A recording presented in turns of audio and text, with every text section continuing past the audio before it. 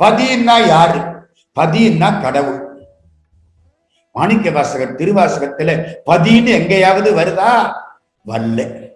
பாண்டி நாடே பழம் பதியாகவும் பார். அங்க பதின்னா ஊருன்னு அர்த்தம், தலம்னு அர்த்தம், சிவபெருமான்னு அர்த்தம் இல்லை.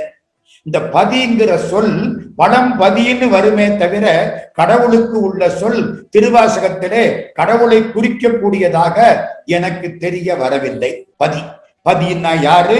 கடவுள். சரி, அடுத்தாப்புல பசு. நம்ம தான் பசு. இந்த ஆன்மாக்கள். ஆன்மான்னா என்ன? நமக்கு அரிசி மான்னா தெரியும், உளுந்த மான்னா தெரியும், ஆஸ்து மான்னா நல்லாவே தெரியும். ஆன்மான்னா என்ன தெரியாது. இந்த சோல், ஆன்மா, உயிர் அப்படியே வச்சுங்க. ஆனா உயிருக்கும் ஆன்மாவுக்கும் கொஞ்சம் வித்தியாசம் உண்டு. நான் பொதுவா இப்ப புரியறதுக்காக இப்படி சொல்லி வைக்கிறேன். இந்த ஆன்மா, இந்த ஆன்மாவுக்கு பசுன்னு பேர். ஏன் தெரியுமா பசுன்னு பேர் வச்சாங்க? பசுன்னு சொன்னா கட்டப்படுவது, பசுன்னா கட்டப்படுவது. நம்மள கட்டி இருக்கிறான் கடவுள். இந்த பாசம் முன்னாலே கட்டுன்னு தான் அர்த்தம். இப்போ இந்த சாதாரணமா பார்த்தா பசுமாடு, இந்த பசுமாட்டை ஒரு கயித்தை போட்டு கட்டுவாங்க. இந்த குதிரைய 2 கயித்தை போட்டு இழுத்துக்குவாங்க. இந்த யானைய 3 சங்கிலி போட்டு கட்டி இருப்பாங்க கால்ல, ஒத்த கால ஆட்டிக்கிட்டே இருக்கும். இந்த ஊஞ்சலை 4 சங்கிலி போட்டு கட்டி இருப்பான். நமக்கு 5 சங்கிலிய போட்டு கட்டிவிட்டான். மெய், வாய், கண், மூக்கு, செவி 5ம் போட்டு கட்டிவிட்டான். 10ஆவதுக்கு அறம் பாவம் என்னும் அருங்கயிற்றால் கட்டி. சிவபுராணம். அறம் பாவம் என்னும் அருங்கயிற்றால வேற கட்டிவிட்டான்.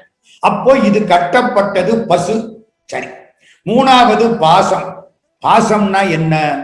கடவுளை தெரியாம மறைக்கிறது பாசம். ஆணவம், கண்மம், மாயை இதெல்லாம் இந்த பாசத்தின் கூறுகள். இந்த ஆணவம்னு சொல்றோம். இந்த ஆணவம் நம்மளை விட்டு போகவே போகாதுங்க. இது அடக்கலாமே தவிர அழிக்க முடியாது. இதுக்கு மூலமலம்னு பேர் வச்சான். இந்த ஆன்மா என்னைக்கு வந்துச்சோ அன்னைக்கே இந்த ஆணவமும் இந்த ஆன்மா கூட கொட்டிக்கிச்சு. அதான் அநியாயத்துல அநியாயம். நான் பண்ணனேன், நான் சம்பாதிச்சேன், நான் பேசினேன், நான் யாரு தெரியுமா அப்படிங்கிறான்ல. விழுந்தா நாளைக்கு 2 நாள். ஆனா நான் யாருங்கிறானே. இந்த ஆணவம் நம்மளை விட்டு போகாது. இந்த ஆணவத்துக்கு 2 பகுதி உண்டு. நான், எனது. நான் சொல்லுவான் என்னுடைய வீடு, என்னுடைய கார், நான், எனது, அகப்பற்று, புறப்பற்று.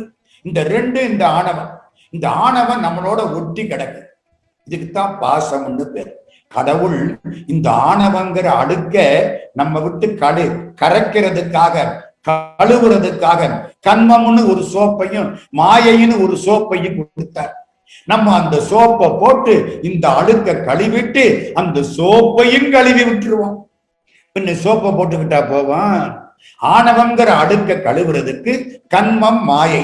சார், கண்மம்னா என்ன, மாயைனா என்ன? இளைஞர்களுக்காக சொல்கிறேன். கண்மம்னா நம்ம பண்ற நல்வினை, தீவினை பண்ணிக்கிட்டே இருக்கோம். இன்னும் சும்மாவா இருக்கோம்? நல்லதும் பண்றோம், கெட்டதும் பண்றோம். இதுக்கு கண்மம்னு பேர். அதுக்கு அடுத்தா போல மாயை. இந்த மாயை இருக்கு சொல்லாது, நமக்குள்ளே இருக்கும், நம்மளுக்கு தெரியாது. என் முதுகு எனக்கு தெரியுமா? அடுத்த ஆளுதான் வந்து பார்க்கணும். நான் பார்க்க முடியாது. நான் எவ்வளவு பெரிய ஆளா இருந்தாலும் கண்ணாடியை வச்சு வேணா பார்க்கலாமே தவிர நேரடியா பார்க்க முடியாது. தன் முதுகு தனக்கு தெரியாது. எனக்கு வேண்டிய ஒருத்தர் பம்பாய்க்கு போனார். பம்பாயில 1 கோடி ரூபாய் கொண்டுகிட்டு போய் வைர கல்லு வாங்கிட்டு வந்தார். 1 கோடி ரூபாய்க்கு வைர கல்லு. சும்மா இவ்வளவு பெரிய முடிச்சு, அவ்வளவுதான். சூரத்துல வாங்கினார். இந்தியாவில சூரத்துல நல்ல வைரம் கிடைக்கும். வாங்கிக்கிட்டு வந்தார். பம்பாயில ரயில் ஏறி சென்னைக்கு வரப்போறார். அந்த காலம். இத ஒரு திருடன் பார்த்துட்டான். எப்படியாவது இவர்கிட்ட இருக்கிற வைரத்தை இந்த ரயில்ல கொள்ளையடிக்கணும் தீர்மானம் பண்ணிவிட்டார். இவர் எந்த வகுப்பு வண்டியில ஏறினாரோ, ஃபர்ஸ்ட் கிளாஸ், முதல் வகுப்பு, அவனும் அது கேட்டு வாங்கினான். எப்படியோ ஏற்பாடு பண்ணி இவர் இருக்கிற இருக்கைக்கு எதிர் இருக்கையில உட்கார்ந்துட்டான். ராத்திரி பூரா தேடுறேன், இவர் எங்க வச்சிருக்காரு. இவர் கவலைப்படாம தூங்குறாரு. இவர் எங்க வச்சிருக்காருன்னு தேடுறான். இவர் பெட்டி படுக்க ஒன்னத்திலையும் கிடையாது. இவர் பைக்குள்ள கைய விட்டான், அங்க கூட அந்த வைரத்தை காணும். அவனுக்கு வெறுத்தே போச்சு. ஒருவேளை வேற எவனாவது திருடி இருப்பானோ. தொழில்ல தோத்து போகப்படாதே. சென்னைக்கு வந்தா அவனை கைது பண்றதுக்கு போலீஸ் வந்து தயாரா நிக்குது. அங்க இருந்து போலீஸ்காரன் இன்ஸ்பெக்டர் வந்தார். அவன் சொன்னா, சாமி கொஞ்சம் இருங்க, இந்த ஐயாட்ட ஒரு வார்த்தை கேட்டுட்டு வந்துடுறேன். இவர் வைரம் வாங்கினார் எனக்கு தெரியும். அந்த வைரத்தை எங்க வச்சாருன்னு தெரியல. திருட நினைச்சது உண்மை, ஆனா திருடல. ஏன்? அது எங்க இருக்குன்னு தெரியல. இவர் பெட்டியில பார்த்தேன், படுக்கையில பார்த்தேன், இவர் பையில பார்த்தேன், எங்கேயும் கிடையாது. சாமி, ஒருவேளை எவனோ ஒருத்தன் எனக்கு முன்னால திருடி விட்டானோ. இவர்கிட்ட ஒரு வார்த்தை கேட்கணும். சப் இன்ஸ்பெக்டர் சரின்னார். வந்தான். ஐயா, அந்த வைரத்தை எங்க வச்சிருக்கீங்க? இனிமே நான் திருட முடியாது. இவர் என்ன பண்ணார் தெரியுமா? இவன் படுத்திருந்தான் பாருங்க, இவனுடைய படுக்கை இருக்கு பாருங்க, இவனுடைய படுக்கையில உள்ள கையை விட்டு தலாணி எடுத்தார். தலாணி உர அதுக்குள்ள எடுத்து இந்த அடுப்பு முடிச்சிருந்தார். ஐயோ, இந்த 2 ராத்திரியா இது என்னுடைய தலையணையிலையா இருந்துச்சு, தெரியலையே. 2 ராத்திரியா எங்கிட்டே இருந்திருக்கு, எனக்கு தெரியலையே. தெரிஞ்சா எடுத்திருப்பனே. இதுதான் சார் மாயை. நம்ம கிட்டே இருக்க, நமக்கு தெரியாது. இப்ப 3 ஆச்சா? ஆணவம், கண்மம், மாயை. இதுக்கு பாசம்னு பேர். நிறுத்துங்க. இப்ப நான் 3 சொல்லி இருக்கேனா? பதி, பசு, பாசம். பதின்னா கடவுள், பசுன்னா இந்த ஆன்மா. கடவுளை தெரியாம மறைக்குது பாருங்க திரை, அதான் அந்த பாசம். இது எல்லாருக்கும் தெரிஞ்ச சைவ சித்தாந்தம். திருமூலர் இத வச்சு 3 செய்திகள் சொன்னார். மாணிக்க வாசகர் இந்த 3 செய்திகளையும் திருவாசகத்தில் அற்புதமாக பாடினார். அதான் என்னுடைய பேச்சு. 3 என்ன சொன்னார்? முதலாவது செய்தி, ஆமா, இந்த பதி பாசத்தை உண்டாக்கி இருப்பாரோ? இந்த பதி இந்த பசுவை உண்டாக்கி இருப்பாரோ? இந்த பசு அந்த பாசத்தை உண்டாக்கி இருக்குமா?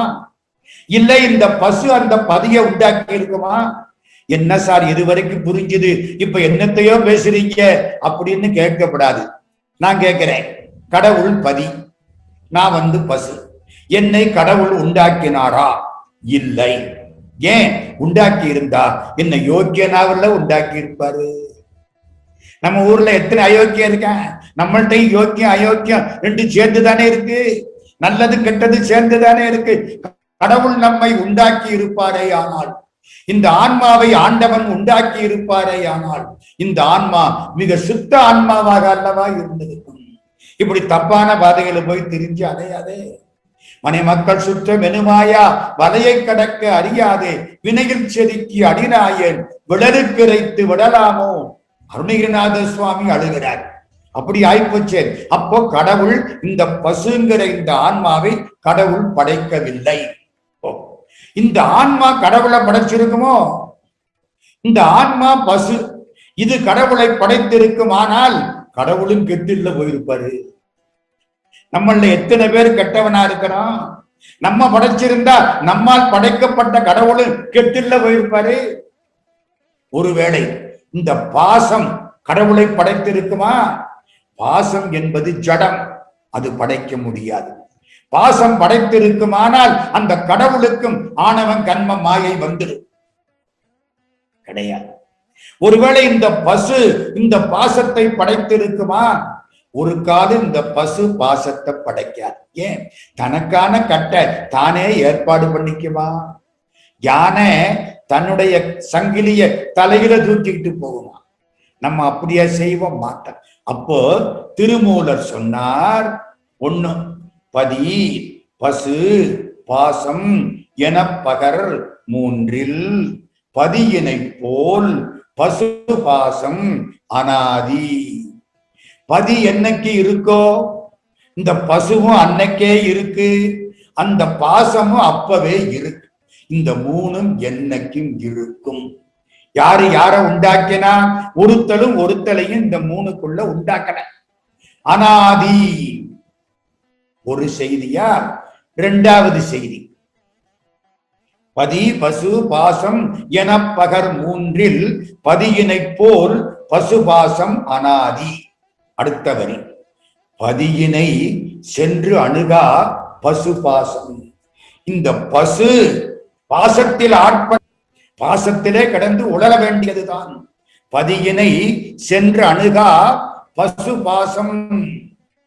பதி அணுகில் கடவுள் வந்துட்டாருன்னா இந்த பாசம் ஓடி போயிடும். பசு நிம்மதியா பதியோட சேர்ந்து பசுபதி ஆயிடும்.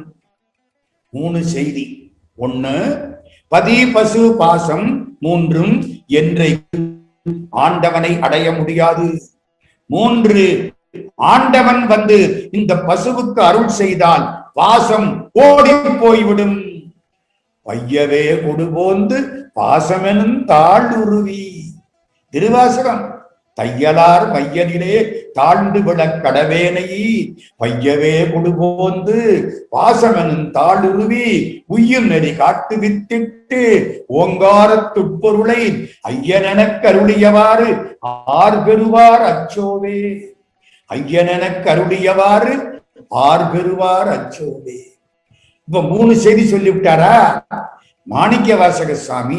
இந்த 3ல இந்த பாசத்தையும் இந்த பசுவையும் ஆங்காங்கே தொட்டு காட்டிக் கொண்டே போகிறார். நான் முக்கியமா 3 விஷயம் சொல்றேன். இது முதலாவது விஷயம். இந்த திருமுறைகளுக்கெல்லாம் தோத்திரங்கள்னு பேர். இந்த சைவ சித்தாந்த சாத்திரங்கள் இருக்கு பாருங்க, 14 சாத்திரங்கள். நம்ம சிவஞான போதம், சிவஞான சித்தியார், திருக்களிற்றுப்படியார், அந்த மாதிரி அதெல்லாம் சாத்திரங்கள். இந்த தோத்திரங்கள்ங்கிறது எள்ளு. சாத்திரங்கள் எள்ளிலிருந்து எடுக்கப்பட்ட எண்ணெய். தோத்திரம் ஆண்டவனை புகழும், சாத்திரம் ஆண்டவனை பற்றி பொருள் விளக்கம் கொடுக்கும். அது புகழ் மாலை, இது பொருள் மாலை. சாத்திரம் ஆண்டவனை அறிவு மூலமாக பார்க்கும். இந்த தோத்திரம் ஆண்டவனை அன்பு மூலமாக பார்க்கும். திராவிட மக்களின் அறிவில் விளைந்த ஆறமுது சைவ சித்தாந்தம். யாரு சொன்னா? ஜி.யு. போப். சைவ சித்தாந்தத்துக்கு அவர் கொடுத்த ஒரு மதிப்பு அது. திருவாசகத்துக்கு ஜி.யு. போப் கொடுத்த மதிப்பு என்ன? It is a phone melting song. எலும்பை உருக்கக்கூடிய ஒன்று. மேல் நாட்டிலே உள்ள இறைவனை பற்றிய நூற்களை எல்லாம் ஒரு தராசு தட்டில் வைத்து, திருவாசகத்தில் ஒரு வரியை இன்னொரு தராசு தட்டில் வைத்தால், அதே தட்டில் அதே தராசில் இன்னொரு தட்டில் வைத்தால், மேல் நாட்டு நூல்கள் உள்ள தட்டு மேலே போய்விடும், திருவாசகத்தட்டு கீழே இருக்கும்.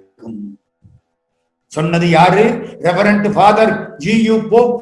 1820 பிறந்தவர்.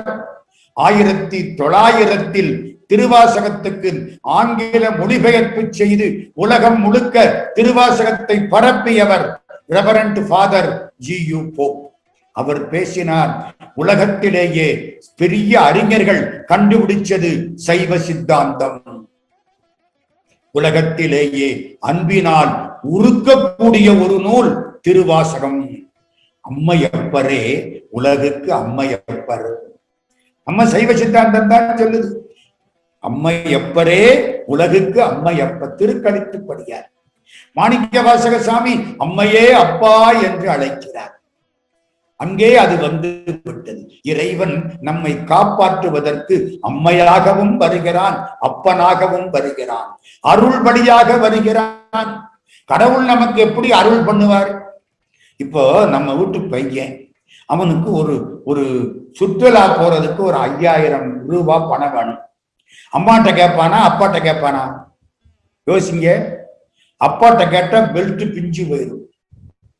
அம்மாட்ட கேட்பான். அம்மா மெதுவா பார்த்து எப்போ அப்பா ரொம்ப நல்லா என்ன சொன்னாலும் சரின்னு தலையாட்டுவாரோ அந்த நேரத்துல அம்மா சொல்லி 5000 பணத்தை வாங்கி கொடுத்துருவான். இது இக வாழ்க்கை. பர வாழ்க்கையிலையும் அப்படித்தான். அம்பாள் பராசக்தி இடத்திலே போய் கேட்டால் அவள் சிவபெருமானிடத்திலே சொல்லி வாங்கி கொடுத்து விடுவாள்.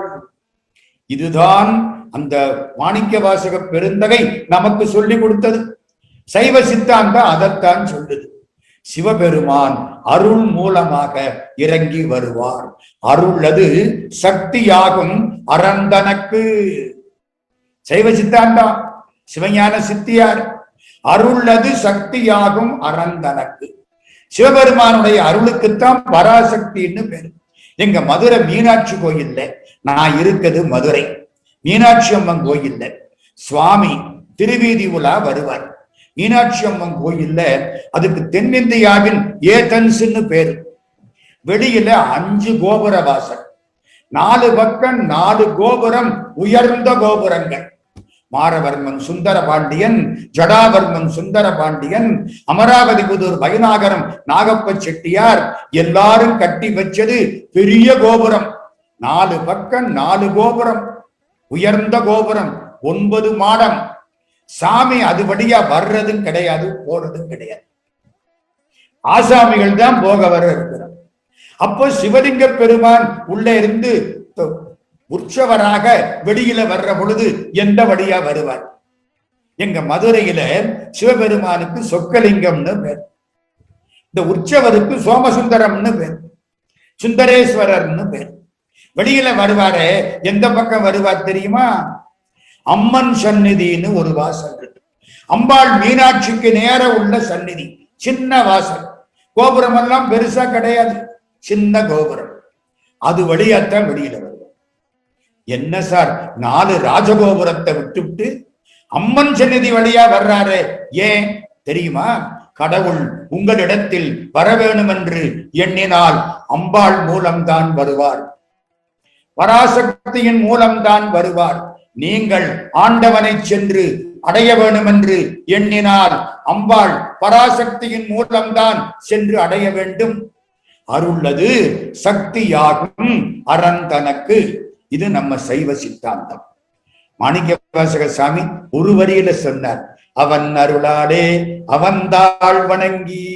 முடிஞ்சு வச்ச, அவன் அருளால தாண்டா அவனை கும்பிடணும், இல்லைன்னா கும்பிட முடியாது. அவன் படைச்ச சூரியனையே உன்னால பார்க்க முடியல, அவனை எப்படிடா பார்க்க போற? அம்பாள் கண் கொடுத்தால் தான் எம்பெருமானை காண முடியும்.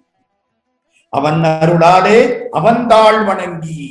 அம்மையப்பரே, உலகுக்கு அம்மையப்பர்னா அதுதான் அர்த்தம். அப்பனாக இருக்கக்கூடிய பெருமான் அம்மையாகிற அருள் மூலம் நமக்கு வந்து நம்மை தடுத்து ஆட்கொள்கிறான். மாணிக்க வாசக சாமியின் சிவபுராணத்திலே அழகா சொன்னார், அப்பன் அருள் ஆகிற அம்மை மூலம் ஆட்கொள்ளுகிறான். அருள் மூலம்தான் நம்மை அவன் ஆட்கொள்வான். பாசமாம் பற்றறுத்து பாரிக்கும் ஆரியனே. இந்த பாசத்தில இருந்து நம்மை அறுக்கக்கூடியவன் எம்பெருமான். இந்த திருவாசகத்துல ஒரு ஓதுவார்ட்ட கேட்டேன், ஐயா உங்களுக்கு ரொம்ப பிடிச்ச திருவாசகம் எது? 658 பாட்டு நல்லா தான் இருக்கு. எங்க கல்கண்டுல எந்த பக்கம் இனிக்காது? எல்லாம் தான் இனிக்கும். திருவாசகம்ங்கிறது கல்கண்டுங்க. பார்த்தாலும் நினைத்தாலும் படித்தாலும் படிக்க பக்க நின்று கேட்டாலும் பரிந்துள் உணர்ந்தாலும் ஈர்த்தாலும் பிடித்தாலும் கட்டி அணைத்தாலும் இத்தனைக்கும் தித்திக்கும் இனித்த சுவை கரும்பு திருவாசகம். இந்த திருவாசகத்துல உங்களுக்கு ரொம்ப பிடிச்ச பாட்டு எது அப்படின்னு ஒரு ஓதுவார கேட்டேன். அவர் என்ன தெரியுமா சொன்னார்? கண்ணப்பன் ஒப்பதோர் அன்பின்பை கண்டபின் என் அப்பன் என் ஒப்பில் என்னையுமாட்கொண்டருளி வண்ணப்பணித்து என்னை வா என்ற வான்கருணை சுண்ணப்பன் நீற்றற்கே சென்றூதாய் கோத்தும்பி. இதாங்க எனக்கு ரொம்ப பிடிச்ச பாட்டு. ஏய்யா இதுக்கு அர்த்தம் தெரியுமான்னு கேட்டேன். பொருள் ஏதோ கொஞ்சம் கொஞ்சம் தெரியுமுங்க சொன்னார். நல்லாவே சொன்னார். பொருள் புரிஞ்சு பாடக்கூடியவருக்குத்தான் ஓதுவார்னு பேரு. காதலாகி கசிந்து கண்ணீர் மல்கி ஓதுவார். அழகா சொன்னார். கண்ணப்பன் அன்பு செய்வதில் ஒப்பில்லாதவன், நான் அன்பு செய்யாமல் இருப்பதில் ஒப்பில்லாதவன். அவர் யோக்கியர்கள்ல முதல்னா நான் அயோக்கியர்கள்ல முதல், அப்படித்தானே வச்சுக்கணும். கண்ணப்பன் அன்பு செய்வதில் ஒப்பில்லாதவன், நான் அன்பு செய்யாமல் இருப்பதில் ஒப்பில்லாதவன். கடவுள் பார்த்தார், அவனை ஆட்கொண்டவர் என்னையும் ஆட்கொண்டார். அது அவர் கருணையினாலே, என் தகுதியினாலே அல்ல. ஆட்கொள்ளப்படக்கூடிய அளவுக்கு எனக்கு தகுதி கிடையாது. அவன் கருணையினாலே ஆட்கொண்டான். கண்ணப்பன் ஒப்பதோர் அன்பின்மை கண்டபின் என் அப்பன் என் ஒப்பில் என்னையும் அந்த உண்டா ரொம்ப முக்கியம். நம்மையும் ஒரு பொருளாக்கி நாய் சிவிகை ஏற்றுவித்த அம்மையெனக் கருளியவாறு ஆர் பெறுவார் அச்சோவே. என்னையும் ஒருவனாக்கி இருங்கடல் சென்னியில் வைத்த சேவக போற்றி. எல்லாம் திருவாசகம். நான் ரொம்ப கீழே கிடக்கிறவன், என்னையும் ஆட்கொண்டான். கண்ணப்பன் ஒப்பதோர் அன்பின்மை கண்டபின் என் அப்பன் என் ஒப்பில் என்னையும் ஆட்கொண்டருளி வண்ணப்பணித்து என்னை வா என்ற வான்கருணை சுண்ணப்பன் நீத்தற்கே சென்றூதாய் கோத்தும்பி. என்னை சிதம்பரத்துக்கு வா என்று எம்பெருமான் கட்டளை இட்டானே, அவனை புகழ்ந்து பாடுவாய் கோத்தும்பி, அவனை புகழ்ந்து பாடு. இந்த பாட்டு இருக்கா நம்ம சைவ சித்தாந்தத்துல சிவஞான போதத்துக்கு முன்னாலே வந்தது திருக்களிற்றுப்படியார். திருக்களிற்றுப்படியார்ல இந்த பாட்டை எடுத்துக்கிட்டு அவர் பேசுகிறார். அந்த ஆசிரியர் கண்ணப்பன் ஒப்பதோர் அன்பின்மை என்றமையால் கண்ணப்பன் ஒப்பதோர் அன்பினை கண்ணப்பர் தாம் அறிதல் காலத்து யார் அறிதல் அல்லது மற்ற யாமறியும் அன்பன்று அது. அப்படியே எடுத்துக்கிறாருங்க சைவ சித்தாந்த நூல்ல. திருக்களிற்றுப்படியார்ல வருது. அதுக்கு என்ன அர்த்தம் தெரியுமா? கண்ணப்பர் அன்பு யாருக்கு தெரியும்? 2 பேருக்கு தெரியும். கண்ணப்பருக்கு தெரியும், கடவுளுக்கு தெரியும். எங்க நான் பக்தனா இல்லையா? விபூதிய பூசனா உங்களை ஏமாற்றி விடலாம், அவ்வளவுதானே. எல்லாம் காலில் விழுந்துடுவாங்க. நான் உண்மையான பக்தனா இல்லையான்னு யாருக்கு தெரியும்? எனக்கு தெரியும், கடவுளுக்கு தெரியும். அதைத்தான் அவர் சொல்றார். தாம் அறிதல் காலத்து யார் அறிதல். கண்ணப்பன் அன்பு கண்ணப்பனுக்கு தெரியும், காலத்தி அப்பனுக்கு தெரியும், மத்தவங்களுக்கா தெரியும். சொன்னாரா? யாரு? திருக்களிற்றுப்படியார் உய்ய வந்த நாயனார் சொன்னாரா? அப்படியே மாணிக்க வாசக சாமி இதை பயன்படுத்துறார் பாருங்க. என்னுடைய கருத்துப்படி மாணிக்க வாசகர் தான் முன்னால வந்தவர், இவங்க எல்லாம் பின்னால வந்தவங்க. ஒரு ஆராய்ச்சி இருக்கு. மறைமலை அடிகள் பக்கம் பக்கமா எழுதிவிட்டு கிட்டத்தட்ட 3ஆம் நூற்றாண்டுன்னு சொல்லிட்டு போயிட்டார். மாணிக்க வாசக சுவாமிகள் காலம் 3ஆம் நூற்றாண்டுங்கிறார். ஞானசம்பந்தருக்கு முன்னாலே காரைக்கால் அம்மையார், கண்ணப்ப நாயனார், சண்டீசர், இவர்களுக்கு அடுத்து மாணிக்க வாசகர் வந்திருக்க வேண்டும். ஏறத்தாழ 3ஆம் நூற்றாண்டுன்னு சொல்றாங்க. அழகா சொன்னார் மாணிக்க வாசகரும். நான் தனக்கு அன்பின்மை நானும் தானும் அறிவோம், தான் என்னை ஆட்கொண்டது எல்லோரும் தாம் அறிவார். கடவுளே, நான் உங்ககிட்ட அன்பு உண்மையா செலுத்தல. யாரு? மாணிக்க வாசகர் சொல்றார். அவர் அன்பு உண்மை இல்லைன்னா நம்ம அன்பை எங்க கொண்டே போடுறது? எங்க அவர் அழுது அழுது அடியடைந்த அன்பை ஒண்ணுமில்லைங்கிறார். நம்ம அப்படி இப்படியுமா வெள்ளிக்கு வெள்ளி சாமியை கும்பிட்டு போட்டு நான் சிவபக்தன்னு சொல்லிக்கிட்டு தெரிகிறோமா இல்லையா? நான் தனக்கு அன்பு இன்மை நானும் தானும் அறிவோம். தான்னா கடவுள் சிவபெருமான், நீங்க அத மரியாதையா தானுங்கிறது. நான் தனக்கு, தனக்கென உனக்கு. சிவபெருமானே, நான் உன்னிடத்திலே அன்பில்லாதவன் என்பது உனக்கு எனக்கும் தெரியும். நீ என்னை ஆட்கொண்டது உலகத்துக்கெல்லாம் தெரியும். அதனாலே நீ எனக்கு அருள் செய்யாவிட்டால் உலகம் உன்னை திட்டும். ஏன் திட்டும்? எனக்கு அன்பில்லைங்கிறது உலகத்துக்கு தெரியாது, நீ ஆட்கொண்டது தெரியும். நான் தனக்கு அன்பின்மை நானும் தானும் அறிவோம், தான் என்னை ஆட்கொண்டது எல்லோரும் தாம் அறிவார். யார் பேசுறார்? மாணிக்க வாசக பெருந்தகை. இந்த திருவாசகத்துல இந்த முதல்ல 4 அகவல் இருக்கா இல்லையா? இந்த 4 அகவலும் அப்படியே சைவ சித்தாந்தத்துக்கு அடிப்படை. எப்படி? முதல்ல என்ன? சிவபுராணம். அது கலிவெண்பா, அகவல் ஆகாது. ஆசிரியப்பா இல்லை, அது தனிச்சீர் இல்லாத கலிவெண்பா. நம சிவாய வாழ்க. வாழ்கப்படாது, வாழ்க. அப்பத்தான் நாதன் தாழ் வாழ்கிறதுக்கு இலக்கண ஒழுங்கா வரும். அது கலிவன்பா. அதுல என்ன சொல்றார்? சிவபெருமானுடைய பழமை, சிவபெருமான பற்றிய செய்திகள். அப்பா வெய்யாய் தனியாய் யமான நாம் விமலா எல்லாம் சொல்றார். ஆண்டவனுடைய பழமையை சொல்லுவது சிவபுராணம். அப்பா அது பதி. இந்த இரண்டாம் தலைப்பு கீர்த்தி திரு அகவல். ஆண்டவனுடைய கீர்த்தி, அவனுடைய புகழ், அவன் செய்த செயல்கள், அதுவும் பதி. சைவ சித்தாந்தத்துல நம்முடைய சிவஞான போதம் முதல்ல பதியை சொல்லும், அப்புறம் பாசத்தை சொல்லும், அப்புறம் பசுவை சொல்லும். இதான் சிவஞான போதத்து வரிசை. மாணிக்க வாசகரும் கிட்டத்தட்ட அது மாதிரி அதுக்கு முன்னாலே சொல்லி இருக்கார். சிவபுராணமும் கீர்த்தி திரு அகவலும் பதியின் பெருமையை சொல்லுவன. இந்த மூணாவது இருக்கு பாருங்க, அது திரு அண்ட பகுதி. திரு அண்ட பகுதின்னா தெரியுமா? உலகத்திலே எத்தனையோ அண்டங்கள். உலகத்திலேன்னு சொல்லப்படாது, அண்டத்துக்குள்ள உலகம் ஒரு சிறு பகுதி. ஆண்டவன் படைப்பில் கோடிக்கணக்கான அண்டங்கள். எத்தனை கோடி அண்டம்? 1010 மில்லியன் அண்டங்கள் அப்படின்றார். 1010 மில்லியன்னா, ஒரு மில்லியன்னா 10 லட்சம். 1010 மில்லியன்னா 101 கோடி. 101 கோடி அண்டங்கள் அப்படின்னு மாணிக்க வாசக பெருந்தகைக்கு பின்னாலே வந்த இந்த ஐன்ஸ்டீன் சொன்னார். எப்போ? 20ஆம் நூற்றாண்டு. 3ஆம் நூற்றாண்டு மாணிக்க வாசகர் சொன்னார், அதெல்லாம் கிடையாது, அண்டங்கள் 101 கோடி இல்லை, 101 கோடிக்கு மேலே. உனக்கு எனக்கு தெரிஞ்சது 101 கோடி, அதுக்கு மேலே இருக்கு. அண்ட பகுதியின் உண்டை பிறக்கம் அளப்பெருந்தன்மை வளப்பெருங்காட்சி ஒன்றனுக்கொன்று நின்றலில் பகரின் 101 கோடியின் மேற்பட விரிந்தன.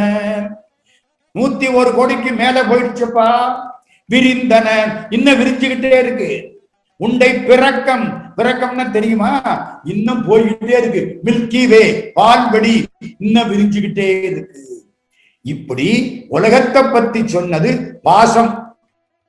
இப்போ சிவபுராணம் கீர்த்தி திரு அகவல் ரெண்டும் பதி. திரு அண்ட பகுதி உலகத்தையும் அண்டங்களையும் பத்தி சொன்னதுனாலே அது பாசம். இந்த 4வது இருக்கே போற்றி திரு அகவல், அது இந்த ஆன்மா தாய் வயிற்றுல படுற பாட்டை அணுவா சொல்லுது. 1 மாசத்துல இந்த கர்ப்பத்தில எப்படி இருந்தான், 2 மாத்தையில எப்படி இருந்தான், 1 மதி தாண்டியின் இருமையில் பிழைத்தும்.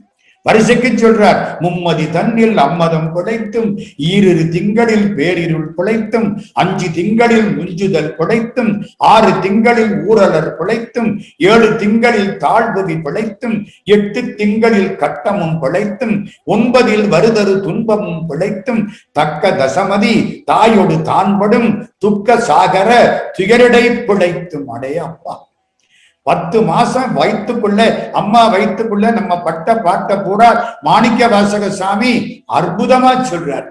அப்போ இது இந்த பசுவை பற்றியது. நம்ம எதுக்கெல்லாம் தப்பிச்சோம்? சமயவாதிகள் தத்தம் மதங்களே அமைவதாக அரற்றி மலைந்தனர். செல்வம் என்னும் பல்கடல் புடைத்து, கல்வி அதோட மோசம். கல்வி என்னும் பல்கடல் புடைத்தும் செல்வம் என்னும் அல்லலில் புடைத்தும். இதுக்கெல்லாம் தப்பிச்சு நான் வந்தேன்.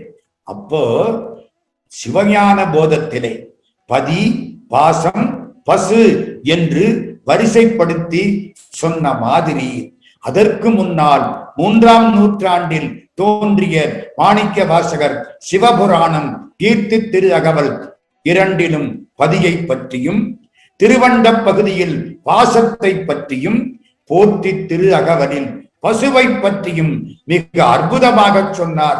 அதனால் சான்றோர்கள் என்ன சொன்னார்கள் தெரியுமா? அறிவால் சிவமே ஆனவர் மாணிக்க வாசகர். 63 நாயன்மார்கள்ல மாணிக்க வாசகர் சேர மாட்டார். ஏன்? அவர் அடியாரே இல்லை.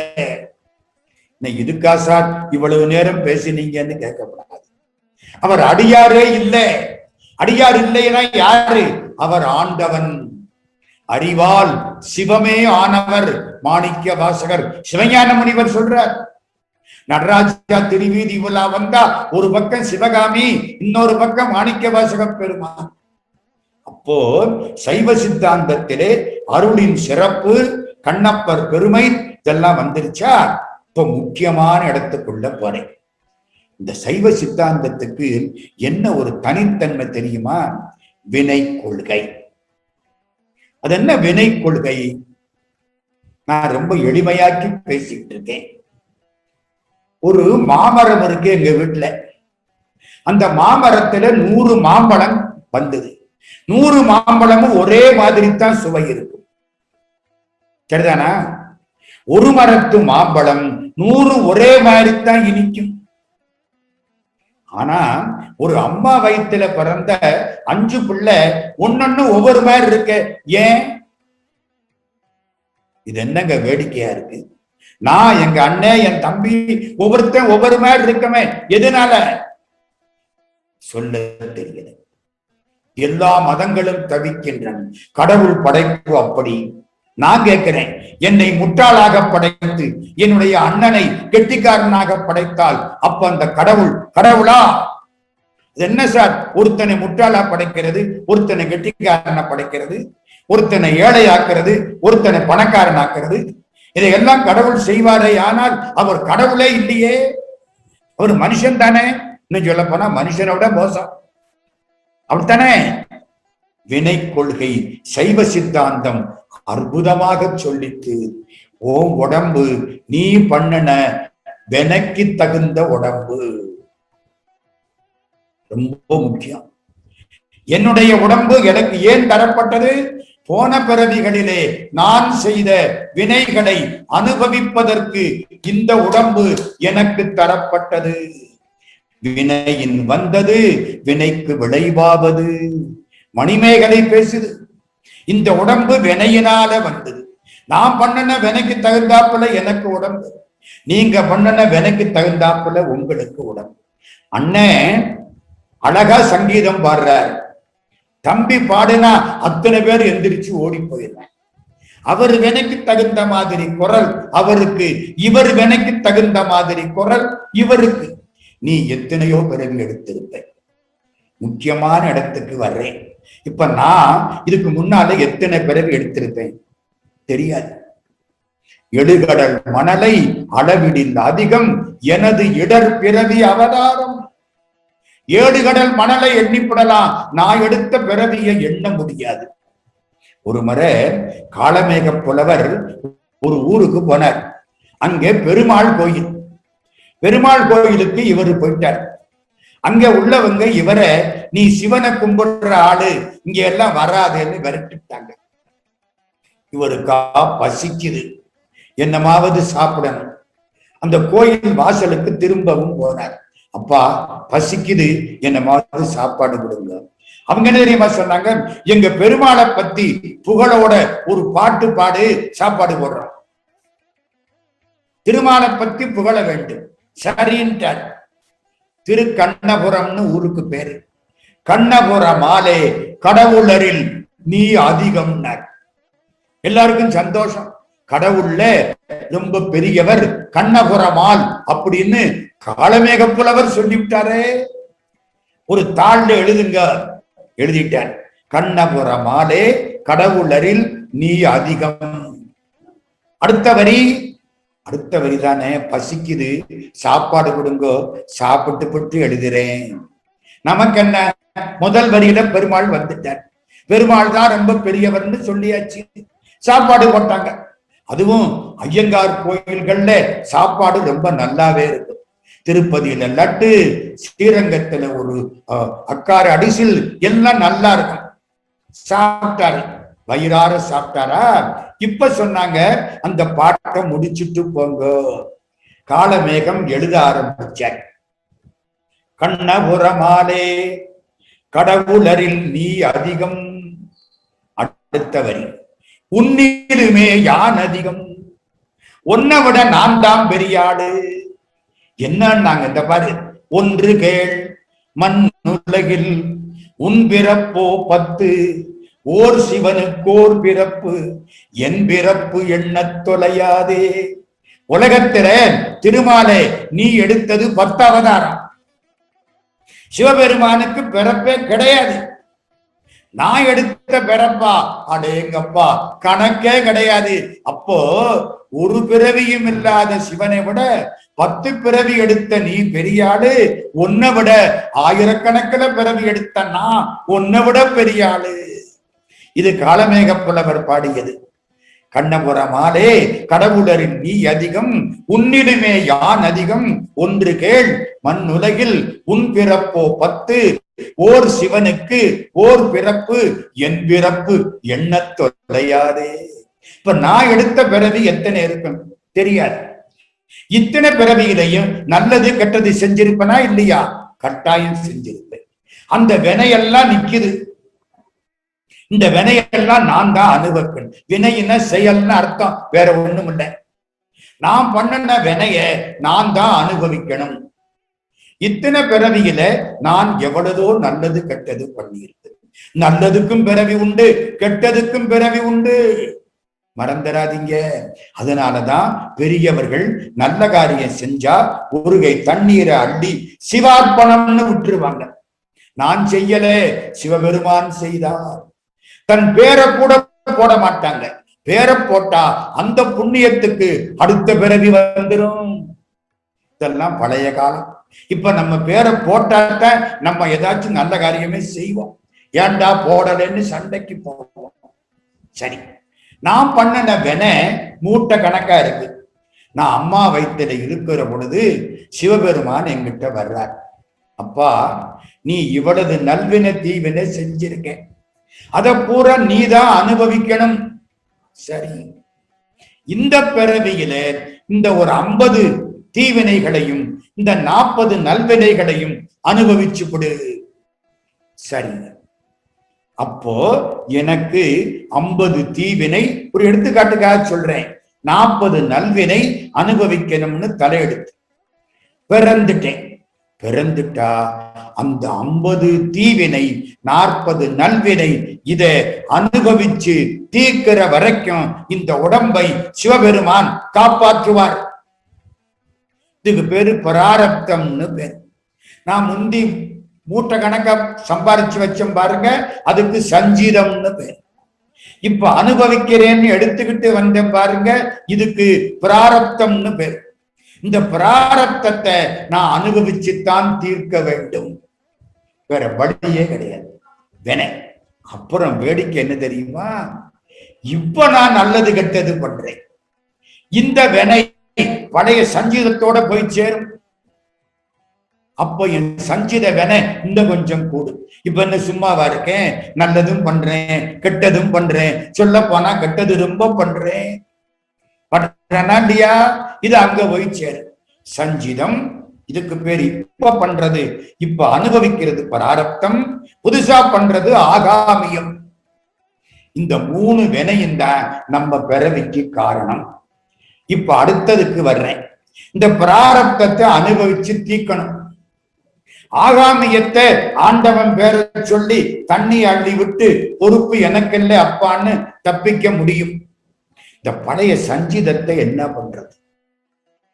அதை பூரா நான் அனுபவிச்சு தீர்க்கணும்னா உலகம் அழிஞ்சாலும் என் பிறவி அழியாதே. கடவுள் காலில் விடு, எம்பெருமானுடைய திருவடிகளில் விழுந்தால் கருணையினாலே சஞ்சிதம் எரிக்கப்படும். இதான் சார் நம்ம சைவ சித்தாந்தம். மாணிக்கவாசக சாமி சிவபுராணத்துல முதல்ல முந்தை வினை முழுதும் மோய உரைப்பன் யான். ஞாபகத்துக்கு வருதா?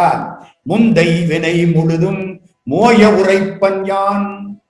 வரிசைக்கு சிவபெருமான் திருவடியை புடிச்சுக்கிட்டார்.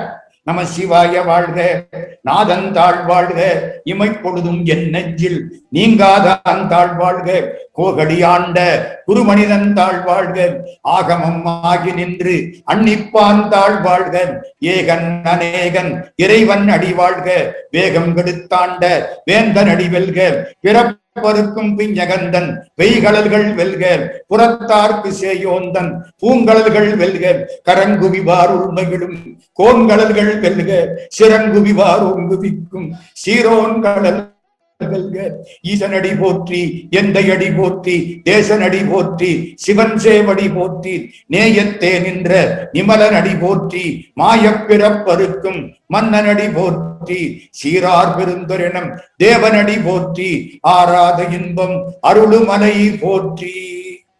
இவெல்லாம் போற்றி. திருவடிக்கு வணக்கம். 6 வாழ்க, 5 வெல்க, 8 போற்றி, 6, 5, 8 மொத்தம் திருவாசகம் 658 பாட்டு என்பதற்கு சிவபுராணத்தில் குறிப்பு. அடுத்தாப்புல சிவன் அவன் என் சிந்தையுள் நின்ற அதனால் அவன் அருளாலே அவன் தாழ் வணங்கி. அடுத்தவைதான் முக்கியம். சிந்தை மகிழ, அவனை பாட பாட மனசு சந்தோஷப்படணும்.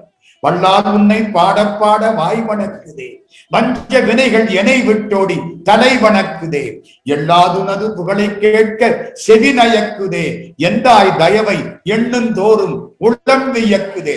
மகிழ்ச்சியோட பாடணும். சிந்தை மகிழ சிவபுராணம் தன்னை. அடுத்த வரி முந்தை வினை முழுதும் மோய உரைப்பன் யான். அது மோயவா ஓயவா? முந்தை வினை முழுதும் ஓய உரைப்பன் யான்னு ஒரு பாடம். சிதம்பரத்தில் 100 ஆண்டு வாழ்ந்த அடிகள் ஆசிரியர் என்பவர் முந்தை வினை முழுதும் மோய உரைப்பன் யான்னார். மோவன்னா போட்டார், மோனைக்கு ஒத்து வரும்னார். அர்த்தம் என்ன தெரியுமா சொன்னார்? ஓய வேறு மோய வேறு. ஓயவன்னா ஓய்ஞ்சு போக, வினை ஓய்ந்து போய்விடும். இந்த ஓய்ந்த ஆளு ஒரு நாளைக்கு எந்திரிச்சாரு எந்திரிப்பேன். மோயன்னா வேரோட புடுங்கி விடுறது. வினையை வேரோடு அழிக்க வேண்டும். வினையினால பிறவி எடுத்தனா, இப்ப நல்லது கெட்டது பண்றானா, இதனால அடுத்த பிறவி வந்துருமே. செடி மாதிரி புடுங்க புடுங்க செடி வரும், வேரோட புடுங்கணும். செடியாய வல்வினைகள் தீர்க்கும் திருமாலே, நெடியானே வேங்கடவா நின் கோயிலின் வாசல், அடியாரும் வானவரும் அறம்பயரும் கிடந்து எங்கும் படியாய் கிடந்து உன் பவளவாய் காண்பேனே. குலசேகர ஆழ்வார் திருப்பதியில போய் பாடுறார். செடி மாதிரி வினை, அதை தீர்க்கணும். செடியாய வினை தீர்ப்பான். தேவாரம். செடின்னா என்ன அர்த்தம்? புடுங்க, எடுக்க எடுக்க முளை, வேரோட புடுங்கணும். மோயன்னா வேரோடு புடுங்குவது. முந்தை வினை முழுதும் மோய. முழுதும்னா என்ன அர்த்தம்? சஞ்சித வினை முழுதும். சஞ்சிதம், பிராரப்தம், ஆகாமியம், அவ்வளவு கடவுள் காலில் போய் விழுந்துட்டீன்னா சரியா போயிடும். அவன் காப்பாத்திக்குவான். வேற யாராலும் வினைகளை எரிக்க முடியாது. கடவுளுக்கு என்ன பேரு? வினை கேடன். நானா சொன்னேன், திருவாசகம் சொல்லுது. வினையிலே கிடந்தேனை. நான் வினையில தான் கிடக்கிறேன். நல்வினை தீவினைக்குள்ள கிடக்கிறோம். வினையிலே கிடந்தேனை புகுந்து நின்று போது நான் வினை கேடன் என்பாய் போல. இந்த வினையை கெடுக்கக்கூடியவன் நான் என்பது போலே, கடவுளே நீ வந்தாய், நான் அப்பவாவது உன்னை பார்த்தனா? பார்க்கலையே. வினையிலே கிடந்தேனை புகுந்து நின்று போது நான் வினை கேடன் என்பாய் போல. இணையன் யான் என்று உன்னை அறிவித்து என்னை ஆட்கொண்டு. இவ்வளவு அவன் பண்ற காரியம். அறிவித்தான், ஆட்கொண்டான். நான் இன்னும் உன்னை நினைச்சு உருகலையே. வினையிலே கிடந்தேனை புகுந்து நின்று போது நான் வினை கேடன் என்பாய் போல. இணையன் யான் என்று உன்னை அறிவித்து என்னை ஆட்கொண்டாய்க்கு இரும்பின் பாவை அணைய நான் ஆடேன் நின்று ஆடேன் அந்தோ அலரிடேன் உலரிடேன் ஆவிசோரேன். திருச்சதகத்தில பாடுற வினை கேடன் கடவுள் மட்டுமே. வினையை கெடுப்பவன் இன்னொன்னு சொல்றார் தெரியுமா? என்ன மாதிரி தீவினை பண்ணினவன் யார் இருப்பா? வினை என்போர் உடையவர் பிறர் யார்? உடையான் அடிநாயேனை திணையின் பாகமும் விரிவது திருக்குறிப்பன்று. நாம் பண்ணின வென கடவுளே உன்னை விட்டு என்னை விலக்கி விட்டது.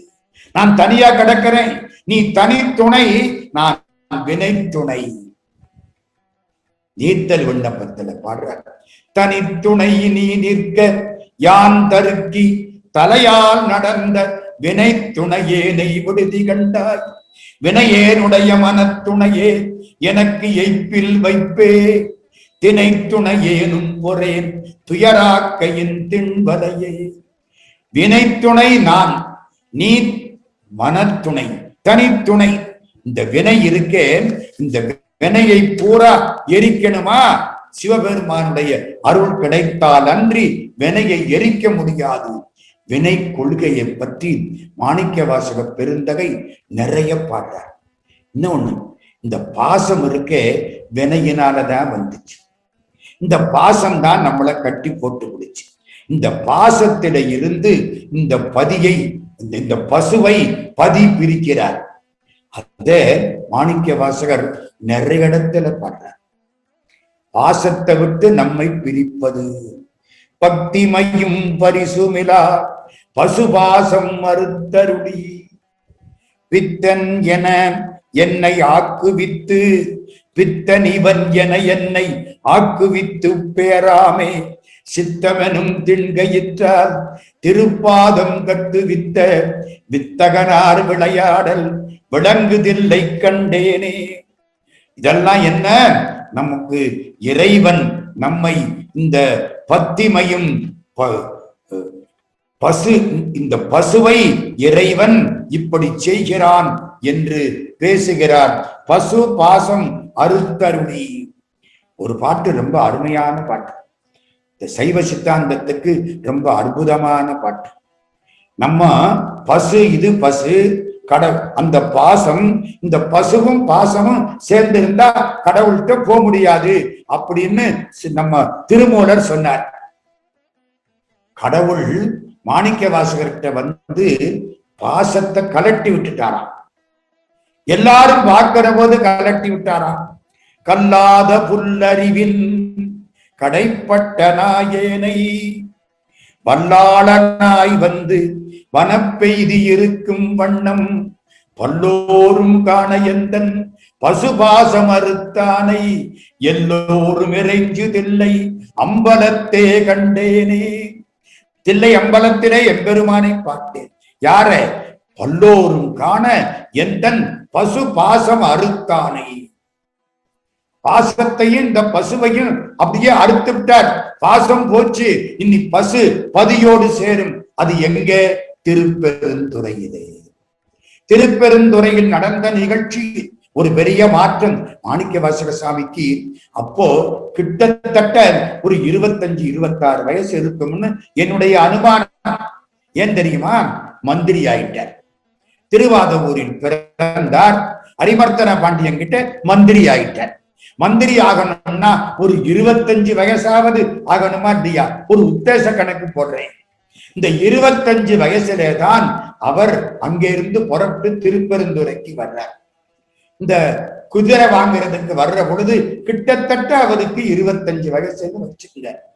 32 வயசுல ஆண்டவனோடு 2 கலக்கிறார். அப்ப இந்த 7-8 வயசு, 7 வருஷம், இதுதான் அவருடைய ஞான வாழ்க்கை. அதுக்குள்ளே கடவுளே எனக்கு இந்த பிறவி போதுங்கிறார். 32 வயசு.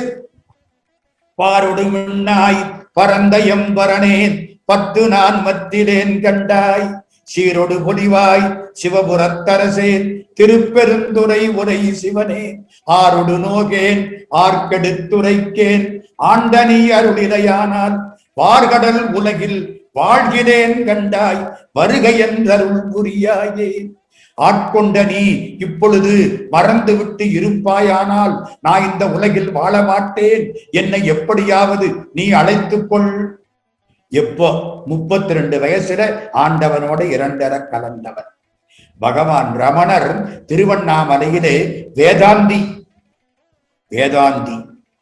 அவங்க அம்மாவுக்கு உடம்பு சரியில்லை. திருவண்ணாமலை நினைக்க முக்தி தரக்கூடிய திருத்தலம். உண்ணாமலை உமையாளோடும் உடனாகிய ஒருவன் பெண்ணாகிய பெருமான்மலை திருமாமணி திகழ மண்ணார்ந்தன அருவித்திரள் மழலை முழவதிரும் அண்ணாமலை தொடுவார்வினை வலுவா வண்ணம் அருமே. திருவண்ணாமலைன்னு நினைச்சாலே வினையெல்லாம் போயிடும்.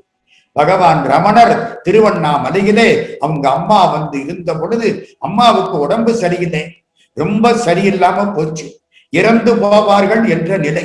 காலையில முடிச்சு திருவாசகம் படிக்க ஆரம்பிச்சார். எல்லாத்தையும் மூட்டை கட்டி வச்சுட்டு முழுக்க முழுக்க திருவாசகம்ங்க நம சிவாய வாழ்க ஆரம்பிச்சிட்டாரா. பரிசுக்கு போகுது. ராத்திரி நேரம் வந்துருச்சு. பாரொடு விண்ணாய் பரந்தயம் வரனே பத்து நான் மற்றிலேன் கண்டாய் சீரொடு பொலிவாய் சிவபுரத்தரசேன் திருப்பெருந்துரை உரை சிவனே ஆரொடு நோகேன் ஆர்க்கெடுத்துரைக்கேன் ஆண்டனி அருளிலையானார் வார்கடல் உலகில் வாழ்கிறேன் கண்டாய் வருகை என்றருள் புரியாயே. அம்மாவுடைய ஆன்மா அடங்கி விட்டது.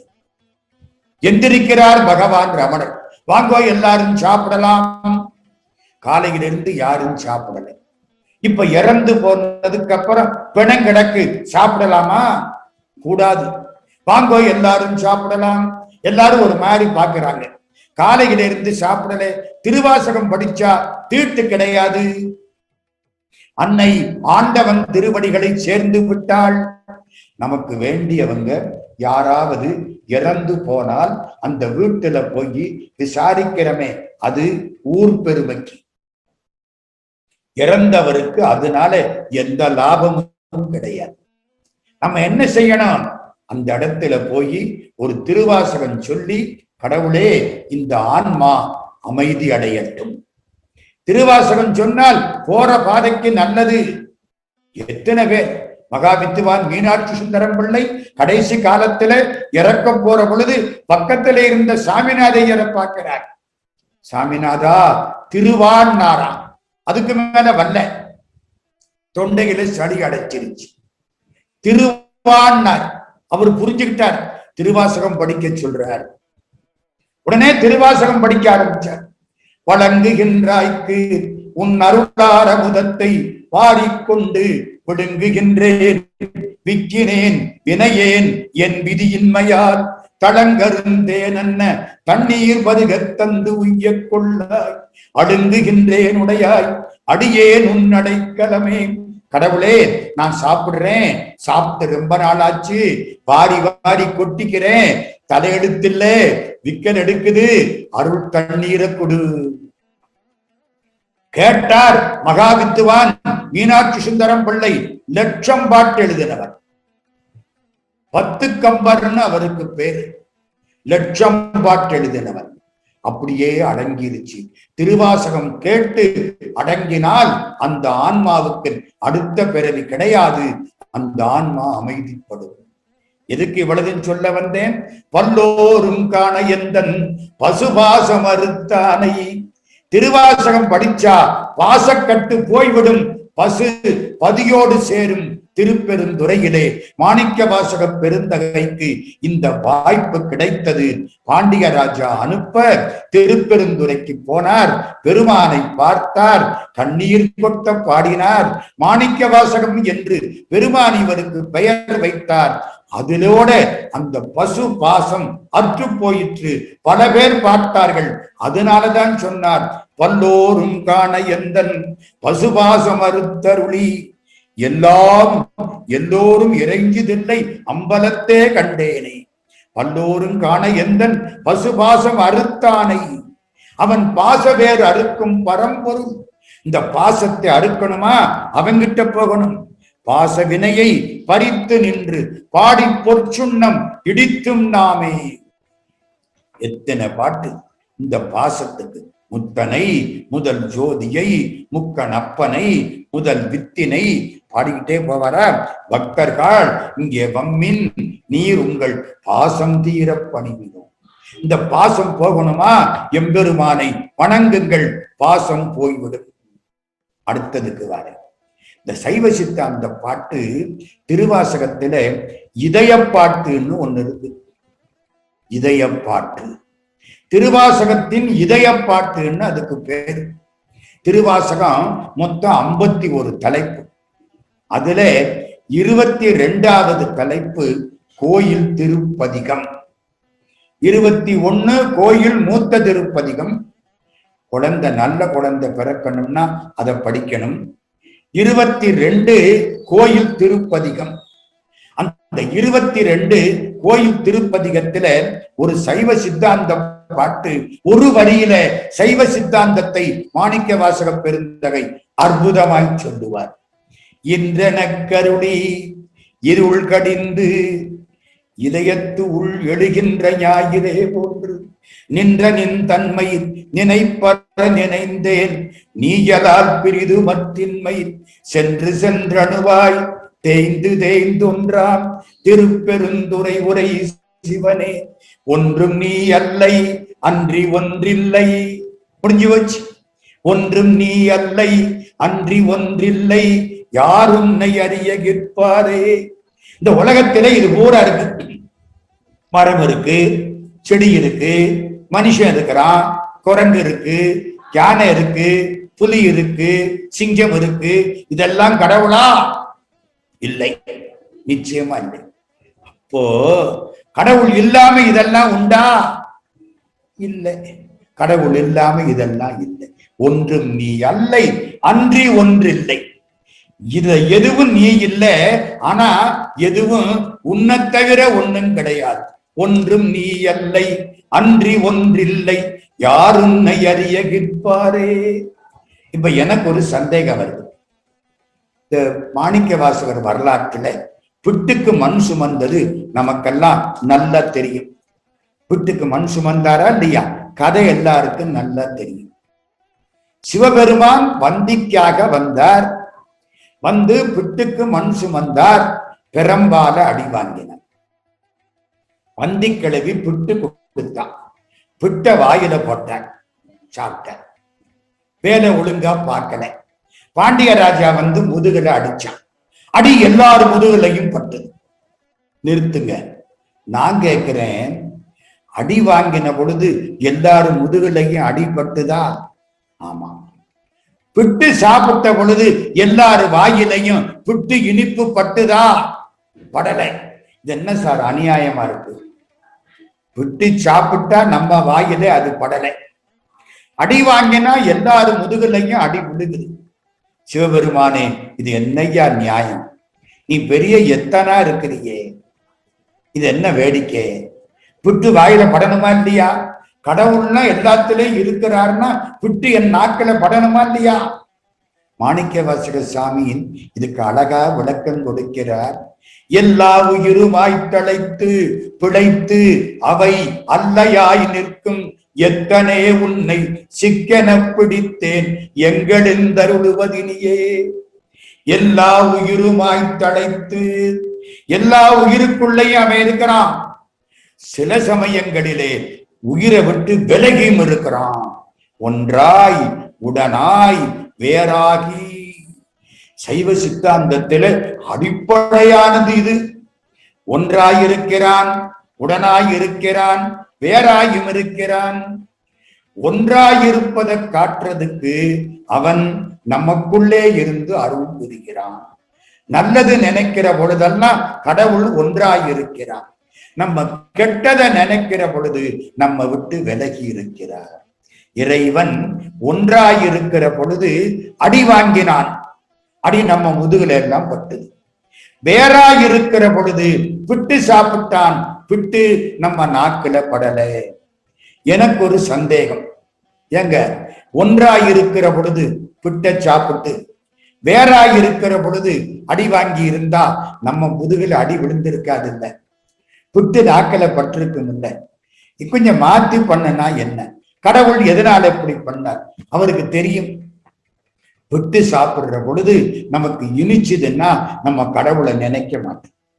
அடி வாங்கினா முருகாம்பம் சிவாம்பம் துன்பத்துலதான் இந்த பய கடவுளை நினைப்பான். அதனாலே அடி வாங்குற பொழுது ஒன்றாயிருந்தார், பிட்டு சாப்பிடுற பொழுது வேறாயிருந்தார். ஒன்றாய் உடனாய் வேறாகி ஒன்றும் நீ அல்லை அன்றி ஒன்றில்லை யார் உன்னை அறிய இருப்பாரே. அஞ்செழுத்து மந்திரம். நம சிவய சிவய நம. மாணிக்க வாசக சாமி தொடங்குற பொழுதே அஞ்செழுத்து மந்திரத்துல தான் தொடங்கினார். நம சிவாய வாழ்க, நாதன் தாழ் வாழ்க. அப்பன்ல தொடங்குறாரா. கடைசி பாட்டு என்ன? 658வது பாட்டு. செம்மை நலம் அறியாத சிதடரொடும் திரிவேனை மும்மை மலம் அறிவித்து முதலாய முதல் வந்தான் நம்மையுமோர் பொருளாக்கி நாய் சிவிகை ஏற்றுவித்த அம்மையன கருடியவாறு ஆர் பெறுவார் அச்சோவே. அம்மை அம்மை என கருடியவார். பராசக்தின்னு எடுத்துக்கலாம், அடுத்த பிறவின்னு எடுத்துக்கலாம். அம்மை எனக்கு அருளியவாறு. அப்பனாயிருந்தது நமசிவய, இங்கே அம்மை அப்பனில் தொடங்கி அம்மை வரைக்கும் வந்தாரா. முதல் பாட்டுல நமசிவாயன்னு சொன்னார். பின்னால திருச்சதகத்திலே போற்றி ஓ நமச்சிவாய புயங்கனே மயங்குகின்றேன், போற்றி ஓ நமச்சிவாய புறமெனை போக்கல் கண்டாய் பாடிக்கிட்டே வர 4 முறை நமச்சிவாய அந்த பாட்டுல.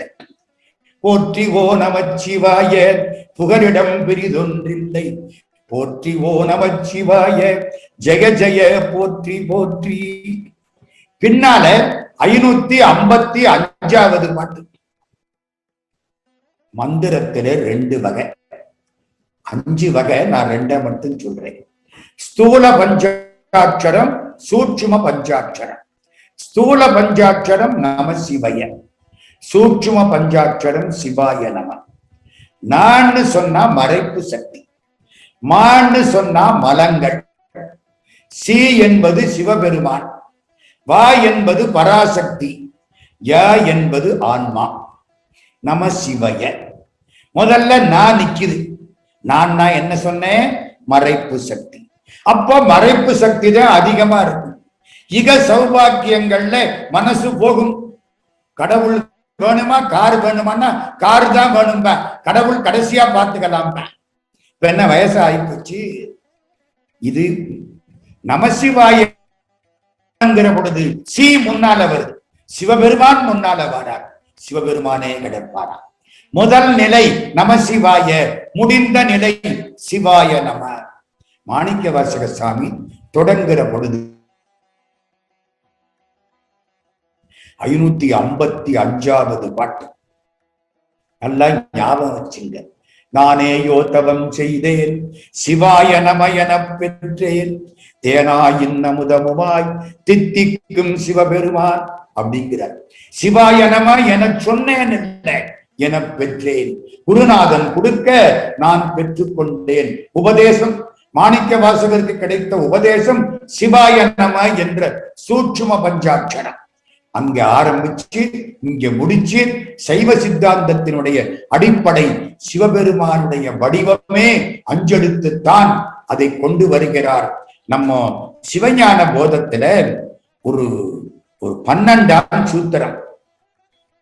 செம்மலர் நோந்தாள் சேரலொட்டார் அம்மலம் களி அன்பரோடு மறி மாலர நேயமும் மலிந்தவர் வேடமும், மாலர நேயம் மலிந்தவர் வேடமும் ஆலயந்தானும் அரஞ்சன தொடுவே. இது கடைசி 12ஆம் சூத்திரம். என்ன சொல்ற? மால் அற, இந்த மயக்கம் எல்லாம் போக, நேயம் மலிந்தவர் வேடம், அடியார்களுடைய வேஷம். சிவபூஜை செய்யக்கூடிய அடியார்களை கண்டால் சிவபெருமானாகவே நினைந்து வழிபடுவது. ஆலயந்தான், சிவம் இருக்கக்கூடிய ஆலயங்கள் எல்லாவற்றையும் அரண் என வழிபட வேண்டும். மாணிக்க வாசக சுவாமியின் கண்ணப்பர பாடுவார், சண்டீசர பாடுவார், வாயார பாடுவார். பாதகமே சோறு பற்றினவா தோல் நோக்கம். ரொம்ப முக்கியம். ஒரு ஆலயத்தை ரொம்ப சிறப்பாக பாடுவார். ஆலயந்தானும் அரண்யன தொடுவே. எந்த ஆலயத்தை? திருப்பெருந்துறை. எப்படி பாடுறார் தெரியுமா? சிவபெருமான் பேரு சொன்னா பிறவி போகும். திருப்பெருந்துறைன்னு சொன்னாலே பிறவி போகுமா? இது எப்படி இருக்கு? அந்த ஊருக்கு அவளது பெருமை. பெருந்துறையே என்று பிறப்பறுத்தேன் நல்ல மருந்தினடி என் மனத்தே வைத்து. பெருந்துறை என்று சொன்னேன், என் பிறவி போய்விட்டது. ஆலயத்தை சிவபெருமானாகவே நினைத்து வழிபாடு செய்து பாடின பாட்டு. அருணகிரிநாத சுவாமி இதை எடுத்துக்கிட்டு பழனி மலையை கும்பிட்டாலே புண்ணியம் தான். ஒரு பொழுதும் இரு சரணம் நேசத்தே வைத்துணரேனே உனது பழனி மலையனும் ஊரை சேவித்தறியேனே. பெருந்துறைன்னு சொன்னாலே புண்ணியம். இன்னும் ஒரே ஒரு இடம், நம்ம சைவ சித்தாந்தத்துல உபதேசம் முக்கியம்.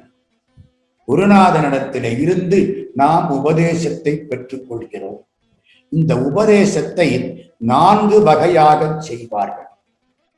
ஒண்ணு, கண்ணால பார்த்து உபதேசம். பத்திரகிரி ராஜாவை பட்டினத்தார் பார்த்தார், கண்ணால உபதேசம், தீட்சை. 2வது, மனசால நினைச்சு உபதேசம், நினைவினாலே உபதேசம். அடியார்களெல்லாம் உட்கார்ந்திருக்க ஞானசம்பந்த பிள்ளையார் நினைத்தார், எல்லோரும் சிவனோடு 2 கலந்தார்கள். நினைச்சு உபதேசம். 3வது, தொட்டு உபதேசம். மாணிக்க வாசகரை சிவபெருமான் திருவடியினாலே தொட்டார். இணையார் திருவடியில் என் தலை மேல் வைத்ததுமே துணையான சுற்றங்கள் அத்தனையும் துறந்தொழித்தேன். தொட்டு உபதேசம். 4வது, வாயால் சொல்லி உபதேசம். நம சிவாய, சிவாய நம, 5 எழுத்து மந்திரம் சொல்லி உபதேசம். இப்ப 4 உபதேசம் ஆச்சா? இந்த 4ஐயும் மாணிக்க வாசக சுவாமி திருவம்பாவையிலே 13வது பாட்டிலே மிக அற்புதமாக சொல்லுகிறார். பண்டிதமணி கதிரேச செட்டியார் இதை விளக்கமாக சொன்னார். அதை மட்டும் நம்ம இப்ப பார்க்கிறோம். பைங்கு வளைக்கார் மலரால் செங்கமல பைம்போதால் அங்கங்குருகினத்தால் பின்னும் மரவத்தால் தங்கள் மனம் கழுவுவார் வந்து சார்தலினால் எங்கள் பிராட்டியும் எம்போனும் போன்றி செய்த பொங்கு மடிவில் புகப்பாய்ந்து பாய்ந்து நம் சங்கம் சிலம்ப சிலம்பு கலந்தாற்ப கொங்கைகள் பொங்க குடையும் புனல் பொங்க பங்கைய பூம்புனல் பாய்ந்து ஆடேலோர் எம்பாவாய். ஒரு பொய்கை, சுற்றிலும் சோலை, திருத்தமாம் பொய்கை. திருப்பெருந்துறையில உள்ள குளத்துக்கு திருத்தமாம் பொய்கைன்னு பேர்.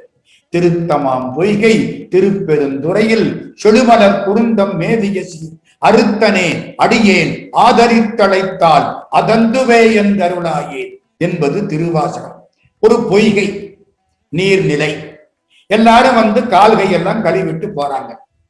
ஒரு பக்கம் குவளப்பூ இருக்கு, ஒரு பக்கம் தாமரப்பூ இருக்கு, ஒரு பக்கம் நீர் பறவைகள் இருக்கு. இதெல்லாம் அப்படி பார்க்கிறார். ஒரு பக்கம் சத்தம் கேட்குது, வந்துட்டு போற சத்தம். மாணிக்க வாசக சாமி பார்க்கிறார். இந்த 4ஐயும் பார்த்தா அம்பாளை பார்த்தாப்புல இருக்கு, அப்பனை பார்த்தாப்புல இருக்கு.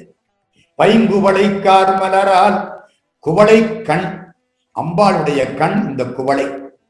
சிவபெருமான் கழுத்து கருப்பு, இந்த குவளை கருப்பு குவளை. 2வது தாமரைப்பூ, அம்பாளுடைய முகம் தாமரைப்பூ. சிவபெருமானுக்கு உடம்பெல்லாம் தாமரை, செந்தாமரை காடனைய மேனி, 2 தாமரை.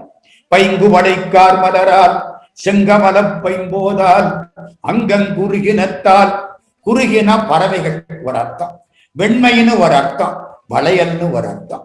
சிவபெருமான் திருமேனி வெண்மை, அம்பாள் கையிலே வளையல். அப்ப அது குறுகுங்கிற வார்த்தைக்கு அது அப்படி. பின்னும் அரவத்தால், அரவம்னா 2 அர்த்தம், ஒண்ணு ஒலின்னு அர்த்தம், இன்னொன்னு பாம்புன்னு அர்த்தம். சிவபெருமான் உடம்பெல்லாம் பாம்பு, அம்பாளுக்கு கையிலே கங்கணம் பாம்பு. அப்போ இந்த பொய்கையை பார்த்தா பொய்கை மாதிரியும் தெரியுது, சிவபெருமான் மாதிரியும் தெரியுது, அம்பாள் மாதிரியும் தெரியுது அப்படின்னு பாடுறாரா. இப்போ 4 உவமைகள் வச்சார், 4 இதை எடுத்துக்கிட்டார். என்ன 4? குவளை, தாமரை, அப்புறம் இந்த குறுகு, அப்புறம் அரவம். 4. இந்த 4ம் குருநாதன் பண்ணக்கூடிய உபதேசத்துக்கு அடையாளம் என்று பண்டிதமணி கதிரேச செட்டியார் விளக்கம் சொன்னார். குவளை என்பது கண்ணுக்கு அடையாளம். குவளை கண்ணி கூரன் காண்க. அப்போ கண்ணால பார்த்து உபதேசம் பண்றதுக்கு குவளை அடையாளம். இரண்டாவது செங்கமலம், தாமரை. மனசால நினைச்சு, இதய கமலம் தானே, மனசால நினைச்சு உபதேசம் பண்றது தாமரை. மூணாவது இந்த நீர் பறவைகள், குருகு. நீர்ப்பறவை என்ன செய்யும்? ஒரு முட்டை மேல உட்கார்ந்து தொட்டு அடகாத்து குஞ்சு வரிக்கும். தொட்டு பண்ற உபதேசம் குருகு. அதுக்கப்புறம் அரவம். அரவம்னா பாம்புன்னு ஒரு அர்த்தம், ஒலின்னு ஒரு அர்த்தம். வாயினால சொல்லி ஒலியின் மூலம் உபதேசிப்பது அரவம்.